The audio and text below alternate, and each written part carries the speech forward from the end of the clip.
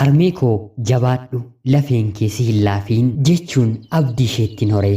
Fageenya na dhoowweef malee si yaaduun himne haadha koo maaliin godhaa garuu fageenya taamaatu nagaan ta'i.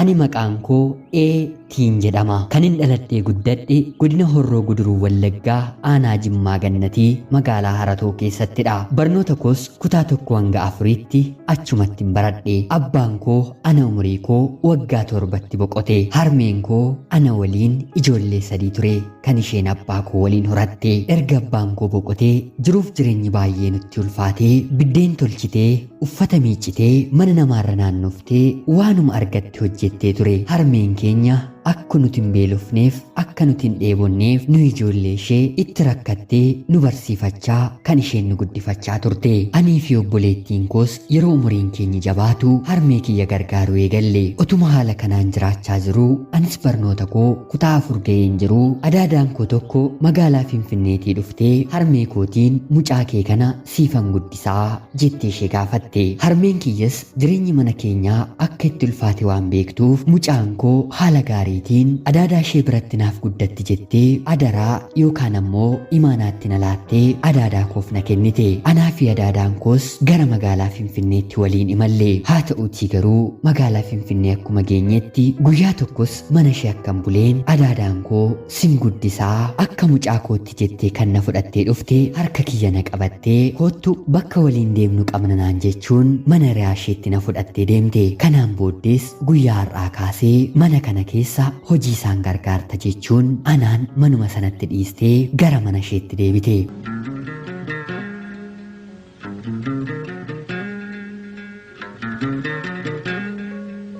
Anattis wanti hundumtuu haaraa natti ta'e. Jireenya haadharraa adda bahanii mana namaa jiraachuun baay'ee ulfaataadha. Akka carraa ta'es hiriyaan adaadaa koo abbaan manaan ishee poolisiidha. Yoon waan tokko dubbadhu baay'ee na doorsisa. Na rukkuchuufis natti aggaammata. Kanan hojjedhu irratti dheekkamsisaa sagaleen inni narratti baasu ijoollummaa koo miidhuu jalqabe. Hojiinis humna kootii ol natti baay'ata. Sanarratti akkam otoon bareechee hojjedheellee galanni afaan isaanii keessaan ba'u. Haati manaas akka diina isheetti na ilaalti. Kanaan booddee jiruun koo guyyaadhaa gara guyyaatti boo'uu imimmaan soorachuu natti ta'e. Otoon hojjedhu imimmaan lakkuu maddii koorra gadi lola'a. Sanarratti mana sana keessa hojjechuun dhufe malee haadha kootiif bu'aa tokkoyyuu buusaan jiru. Rakkinni ishee inni isheen ganamaaf galgala mana namaa keessatti akka koo rakkattu ija koo fuuldura fiiga. Kanaan booddees jireenyi ani jiraachaan jiru ofii koofis maatii koofis hin ta'u yoo ta'e nattaafu jedheen adaadaa kootiin hin barbaadu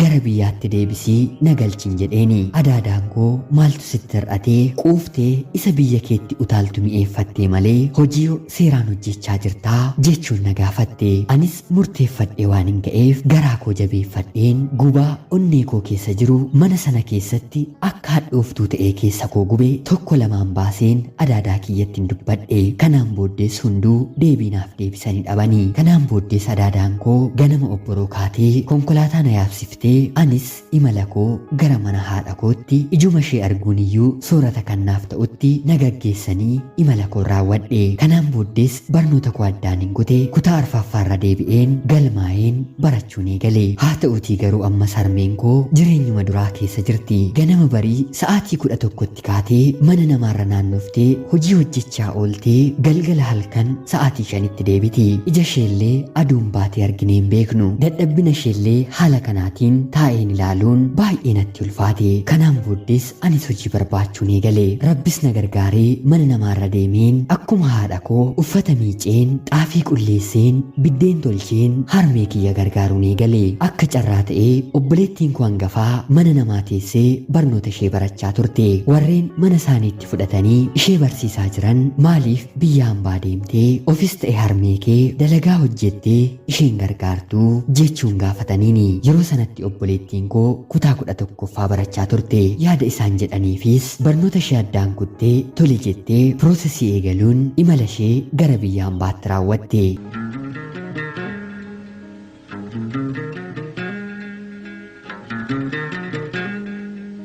Anis harmee kiyya gargaaraa jireenya keenya itti fufne. Guyyaa tokko manni nuti keessa jiraannu mana gandaa kan ture bokkaan ulfaataa roobee qorqorroo isaarraa fuudhee deemee muka isaa nurratti jiksee. Harmeen koos anatti dhuftee baay'istee gaddite. Ani mana kana deebisee ijaaruu hin danda'u. Abbaan kees isiniin anarratti dhiisee sokke jechuun boossee anaanis boossiste. Baay'ee gaddus haadha koo akkas naan jettee natti dubbatti jajjabeessuu waan hin qabuuf obsi yaa haadha koo guyyaa tokko siifis ni darba. Mana gandaa kana keessaas baanee ni ijaarranna jedheen haadha kiyyan jajjabeesse. Turtii yeroo muraasa booddees obboleettiin kiyya biyya hambaa deemte nu gargaaruu jalqabde. Xiqqoo turtees anaan biyya hambaa dhuftee hojjechuu ni barbaaddaa jechuun na gaafatte. Haati koo rakkattee arguurra wanti na gaddisiisu waan hin jirreef anis argadheeniiree jedheen deebiseefi. Kanaan booddees obboleettiin koo piroosesii na jalqabsiistee anis gara biyya hambaatti dhimale. Rabbis na gargaaree guyyaa gabaabaa keessatti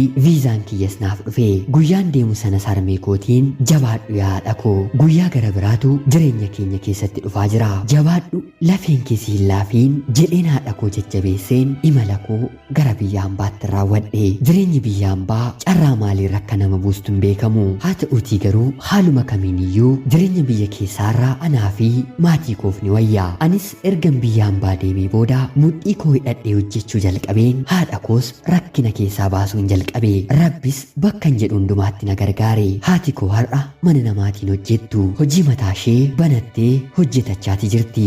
Rakkinoonni kaleessaas dabaree dabareedhaan bakka isaanii gadhiisaa jiru. Kaleessa imimmaan soorata kannaaf ta'e har'a garuu Waaqayyoof galata galchuutu anaaf soorata jireenya kooti. Ergan biyya hambaa kana dhufe ani waggaa 3 xumureen waggaa 4ffaa galaa jira. Yoo Rabbi jedhes kanaan booddee gara biyya kootti nan deebi'a. Isin obboloonni koo nagaadhaan galeen harmee koo ija nagaan akkan arguudhaaf kadhannaa keessanitti na yaadadha. Obboloonni koo biyya ormaa keessa jiraattanis jabaadhaa. Lafeen keessanis hin laafiin. Rabbi waan yaaddaniif waan karoorsitaniif isinaa milkeessu. Ana obboleettii keessan eetii Dubaa irraa ulfaadhaa nagaatti galatoomaa.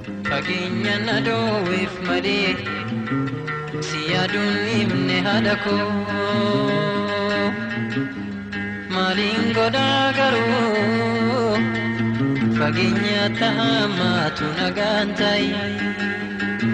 Yooyyaa shamaa akkam jirtu kabajamtootaaf hordoftoota qophii Oromiyaa 24 nagayaaf jaalalli tokkummaan bakka jirtan hundaatti hunda keessaniif yaa ta'echaa yaarraas xalayaa obboleettiin keenyi eetii nuuf ergite siniif dubbiseen hin ka'a. Akkasin irraa barattaniif hubannoo cimaarraa argattan homaa shakkii tokko illee hin qabu. Obboleettii keenya eetii ergaa kana nuuf ga'uu keetiif guddaa galatoomisiin jechuun barbaada. Kabajamtootaaf hordoftoonni qophii Oromiyaa 24 obboleettii keenyaaf yaada jajjabinaa humna ta'uufii fi kadhata nagaadhaan galtee harmee ishee ijaan akka argitu nagaadhaanis gara biyya isheetti akka galtu kadhannaa keessaniitiin akka yaadattaniif kabajaan isinin gaafadha. Yoo jabaatan jireenya ulfaataa fi baay'ee rakkisu keessatti namni hafu hin jiru. Wantoonni jireenya keenya keessatti nu dhiphisanii yeroo dheeraadhaaf illee gaaffii nutti ta'anii abidda ta'anii nu bobeessanii imimmaan illee soorata nuuf godhan jiru namoota hedduu keessatti hin dhibamanii. Haa ta'uutii garuu jabaatanii wal gargaaranii jennaan warreen kanneen seenaa gochuun ni danda'ama. Obboleettiin keenya jireenya ishee keessatti wanta darbe kana seenaa gooteetti.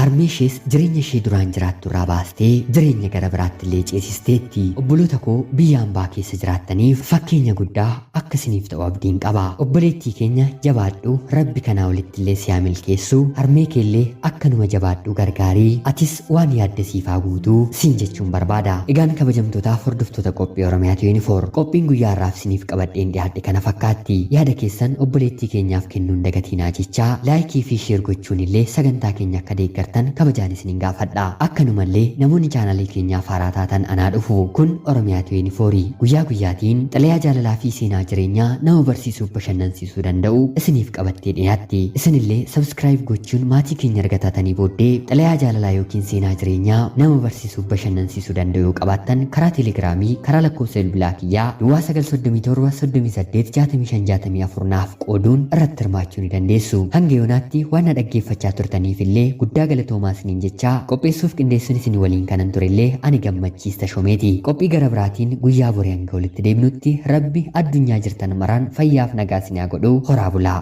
Fageenya na dhoowweef malee si yaaduun himne haadha koo maaliin godhaa garuu fageenya tahammaatu nagaan ta'i.